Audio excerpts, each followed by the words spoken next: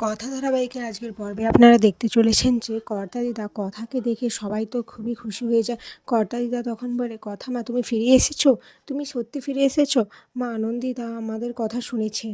এদিকে চিত্রা তো এসব দেখে অজ্ঞান হয়ে যায়, সেন্সলেস হয়ে যায়। সবাই মিলে চিত্রাকে জল-টল দিয়ে আবার ঠিক করে। এদিকে কর্তা-দাদু তো খুব খুশি হয়েছেন, তার কথা মা ফিরে এসেছে। তিনি তো সবাই তো অবাক হয়ে যায়, কেউ নিজের চোখকে বিশ্বাস করতে পারছে না। সবার এমন মুখ চাওয়াচাওয়ি করা, সবার কৌতূহল হওয়া, আনন্দ হোক বুলি তো কিছুই বুঝতে পারে না। তখন সে বলে, "আরে বাড়িতে গেস্ট এসেছে, তো আপনারা তো কিছু তো একটা করবেন, চা-টা কিছু তো একটা করবেন।"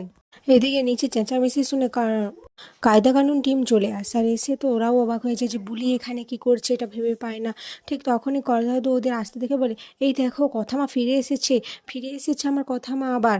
তখন প্রি বলে, "না দাদাই, ও কথা নয়, ও হচ্ছে বুলি।" তখন বুলি নিজের পরিচয় দিতে শুরু করে দেয়। এদিকে ঠিক তখনই এভি চলে আসে, আর এসে বুলিকে দেখেই তো তার মাথা গরম হয়ে যায়। আবার আগের কথাগুলো মনে পড়তে থাকে। সে বুলিকে দেখা মাত্র বলে ওঠে, "এ কি তুমি এখানে? তুমি এখানে কেন এসেছো? আমার পিছু পিছু আবার চলে এসেছো এখানে? যাও, বেরিয়ে যাও এখনই এখান থেকে, আমার বাড়ি থেকে বেরিয়ে যাও তুমি।" বুলি তখন বলে, "আরে আপনি আমার কথাটা একটু শুনুন না, আপনি কেন এত রেগে যাচ্ছেন বলুন তো? আমার আর কিছু করা ছিল না, তাই আমি এখানে চলে এসেছি।"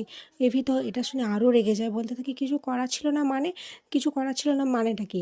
তুমি এক্ষুনি আমার চোখের সামনে থেকে দূর হবে, এখান থেকে তুমি চলে যাবে।"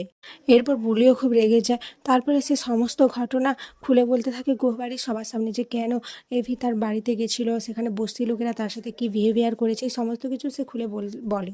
কর্তা দাদু সব শুনে বলে, "বুলি আজ থেকে এ বাড়িতেই থাকবে।" এটা শুনে চিত্রা তখন বলে, "কেন বাবা, একটা বাইরের মেয়ে আমাদের বাড়িতে কেন থাকবে?"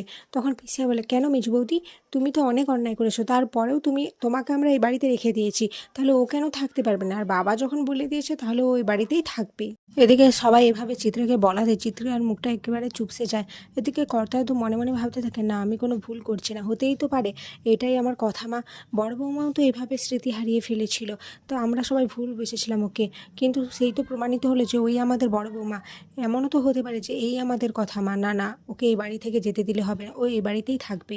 এরপর দেখা যায় কথা নিজের জন্য চা করার জন্য উনুন করবে বলে সে গোবর দিয়ে ঘুঁটে দিয়ে দিয়েছে অগ্নির গাড়িতে, আর অগ্নি এটা দেখেই তো খুব রেগে যায়, খুব বলিকে খুব উল্টোপাল্টা বলতে থাকে, আর বলতে থাকে, "তুমি এটা কি করেছো? তুমি জানো এই গাড়িটার দাম কত?" এভি তো খুব রেগে যায়। তারপরে কি করবে আর ভেবে না পেরে রিচাকে বুলিকে মারতে যায়। ঠিক তখনই প্রার্থীরা সবাই চলে এসে বিগ ব্রোকে আটকায়। এদিকে রিচা ভাবতে থাকে, না এই মেয়েটাকে যে করে হোক আমাকে তাড়াতে হবে, নাহলে আমার প্ল্যান সাকসেস হবে না। এখানে আজকের পর্ব শেষ হয়েছে।